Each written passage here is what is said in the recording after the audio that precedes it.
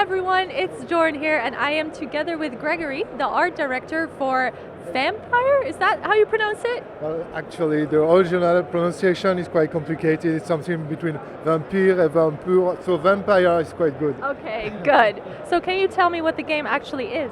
Vampyr is an action RPG. It's set in 1918 in London, just after the First World War. And during the world's worst pandemic, it's the worst that it has ever known, even to this day, the Spanish flu. You play as Dr. Jonathan Reed, who actually wakes up in quite a pickle, in a difficult situation. He wakes up in a mass grave and he has a lot of questions as he discovers new nature. He wants to know what did he become, who made it like this, what can he do about it, and he will try to tackle the problem with his rational scientific mind at first, but we'll soon discover there's something more. Can you tell us a little bit about the process of designing, Jonathan? For every game with Dontnod, we start with what we want to tell the player. It's about the strong narrative, that strong storyline, that backbone, and the idea that we want the player to face tough moral dilemmas. It was the case in Remember Me with the Memory remix.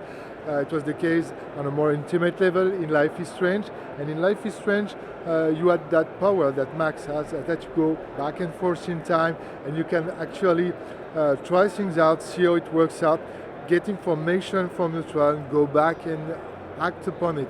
In Vampyr, there's still tough moral dilemmas. It's the whole idea, but we want you to deal with the consequence, and it works different in the way that you have to investigate first. You have given the time to get to know the people that you meet, your potential victims, and contemplate what you're about to do. But once the deed is done, it's over, it's final. And so in what way do the choices influence the game?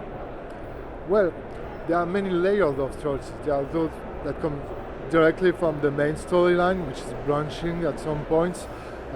Some tough choices that will really steer the story in a particular direction. And then there's the way you interact with the world, the way you decide on the fate of every citizen, who you kill, who you spare. There are immediate consequences. Someone is dead. Maybe that guy was like, I don't know, smuggling weapons or medicine, or he was terrorizing someone else. You get to influence your immediate environment. And you have to remember London was in a dire situation from all the casualties from the war, all the Spanish flu pandemic victims, and actually we don't even know what to do with the body, how to dispose of them at that time. So some neighborhoods, especially in the poorer areas, are very weak, and if you push them too hard, it can crumble. Okay. And what does the gameplay in the game look like? Like, is there a goal? Does Jonathan have enemies? Well, yes, it's an action RPG, so you have kind of the whole package. Yeah, that story, that's so important in RPG. You have the way you can progress, especially as a vampire, by drinking blood from your victims and by following the quest, the main storyline.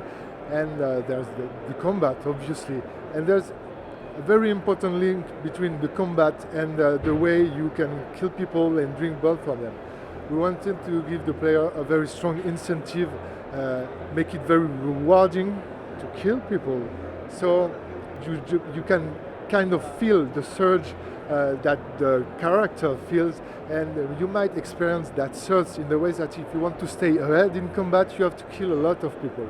But there's also the possibility to try to avoid killing anyone. You have to get creative with the combat a bit. It's the challenging path, but it's there. And then there's the exploration. You have a whole semi-open world that you can seamlessly explore, going inside, outside the buildings, meet people, the dialogues you can have with them, discover all their lives. And all of this meshes together to create that RPG experience. And besides the people that he may or may not kill, are there any other people Jonathan fights? Yes, there are some people that are out there to get you. There is a specific faction who are kind of the only humans who are aware of the existence of vampires. They have been studying them and watching them for centuries. So they've developed kind of techniques built around the weaknesses of vampire and trying to take them down, but you are very much a formidable opponent to them. I mean, if you can single one out, there's virtually no chance at all. You are a monster in every sense of the way, and you might find some of your peers.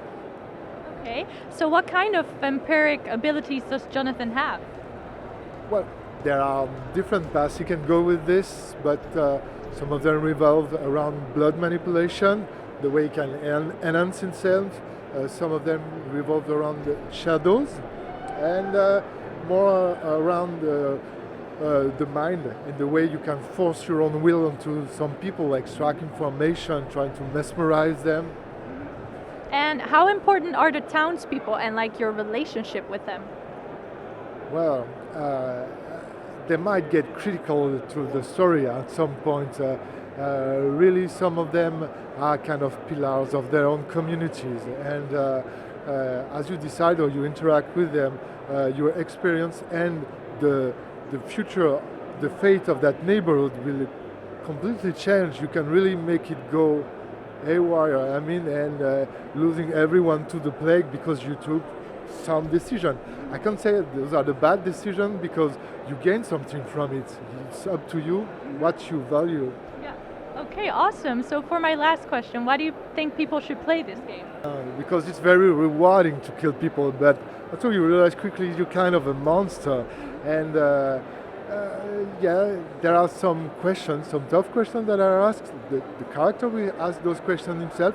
The doctor is wondering if he can explain away everything with science. Are those things supernatural? Is there a rational way to deal with it? And then there again, the idea that you're a monster and that maybe you're not the hero in this game. Okay, that sounds terrific. Thank you so much for answering my questions.